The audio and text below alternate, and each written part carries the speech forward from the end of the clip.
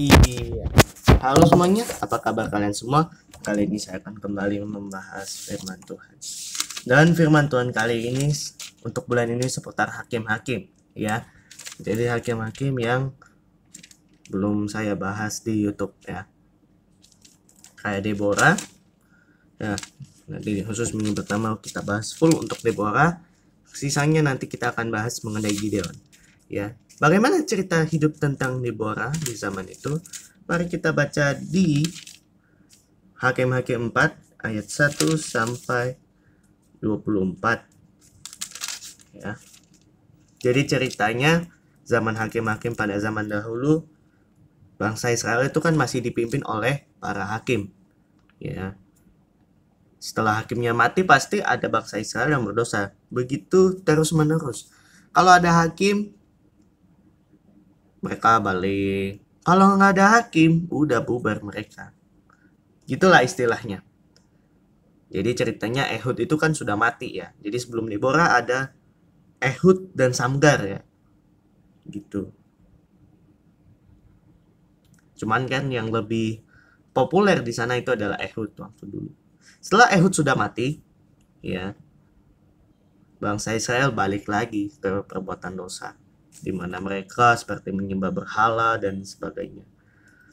Maka Tuhan menyerahkan tanah Israel ke tangan Yabin, seorang raja Kanaan yang pemerintahannya di Hazor. Panglima tentaranya itu adalah Sisera, ya.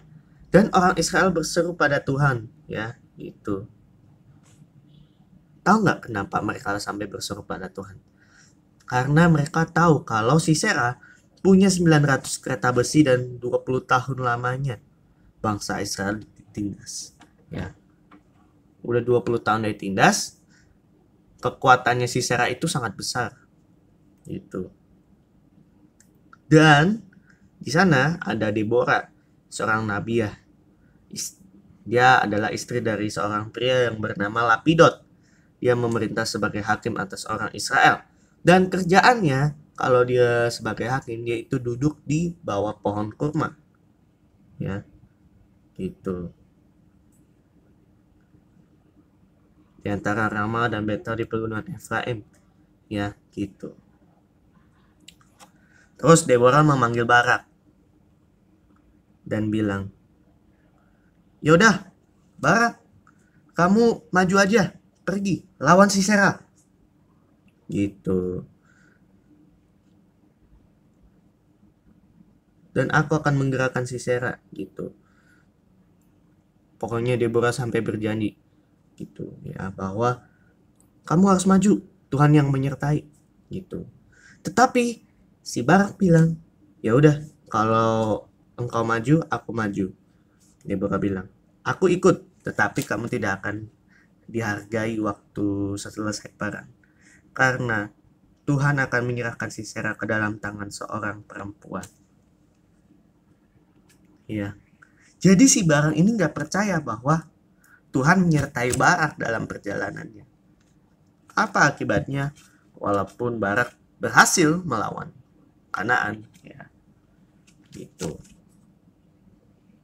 Jadi Barak membawa Zebulon dan Naftali, maksudnya sukunya 10.000 orang berperang melawan itu. Ya. Setelah itu kan mulai perang tuh. Ya. Mulai perang, Heber orang Keni itu memisahkan diri dari suku Keni dari Nanahoba dibawa ke Musa dan berpindah-pindah memasang kemahnya sampai ke pohon Tarbatin.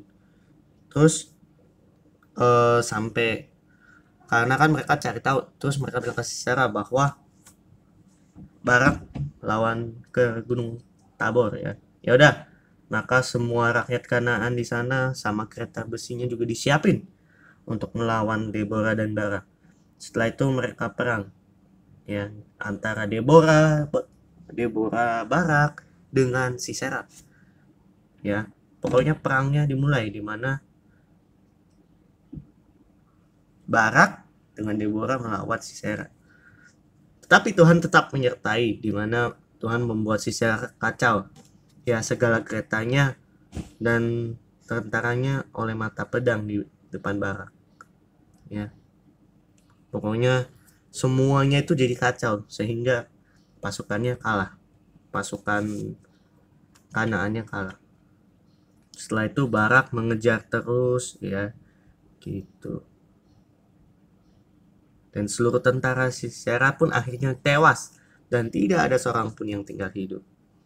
Tetapi Sisera berlarikan diri ke kemah Yael istri Heber, ya, sebab ada perhubungan baik dengan Yabin, ya, gitu.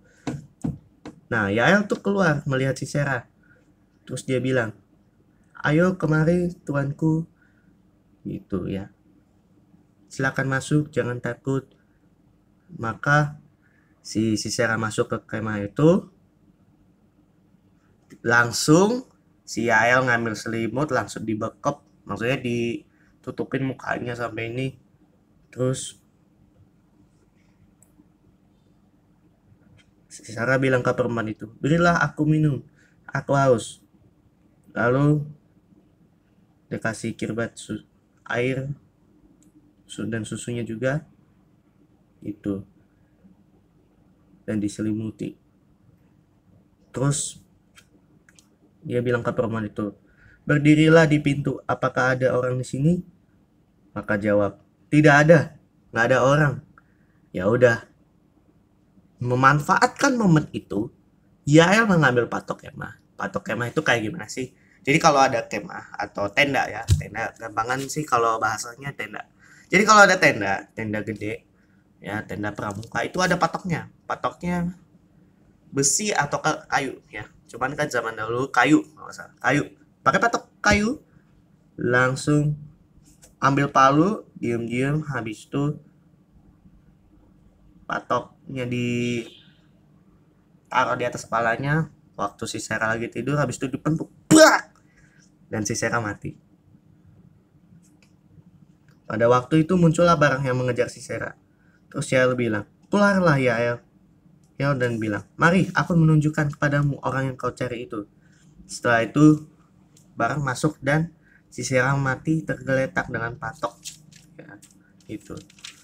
Dan waktu itu akhirnya Tuhan menundukkan Yabin, ya, dan kekuasaan raja orang Israel kian menekan keras Yabin raja Kanaan sampai mereka melenyapkan Yabin raja Kanaan itu.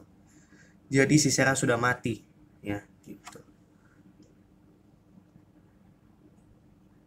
Oke.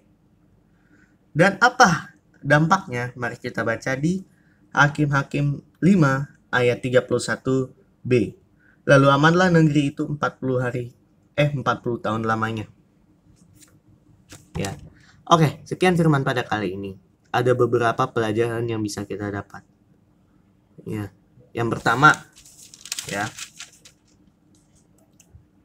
kita tuh percaya bahwa Tuhan bisa pakai siapa saja untuk melakukan sesuatu, ya, gitu.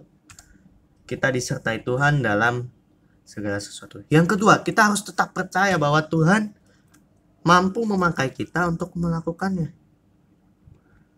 Kalau nggak percaya, mungkin Tuhan nggak bakal kasih. Tapi asalkan kita tetap percaya teguh pada Tuhan, mau kita lagi ngapain, kayak Tuhan akan sertai kalian kok, ya, itu. Maksudnya tuh kalian mau ngapain yang bener aja dah, ya. Hidup benar di hadapan Tuhan juga, ya. Sehingga berkat itu justru kita yang dapatkan. Jangan kayak Barak.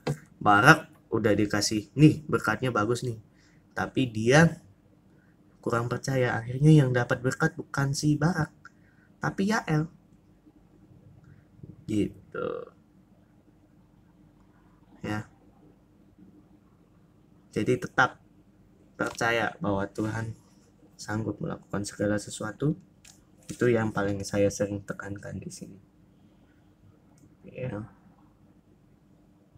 Dan juga Deborah sebenarnya ini baru pertama kali berperang, ya, tetapi dia bisa berani loh melawan pasukan itu, sehingga ada dapat pelajaran baru, ya, bahwa kita juga tetap harus berani mengambil resiko dalam mengambil keputusan, ya, terutama keputusan yang baik, ya, gitu. Baiklah, sekian firman pada kali ini. Jangan lupa untuk like dan subscribe, ya. Terima kasih, Tuhan memberkati. Bye bye.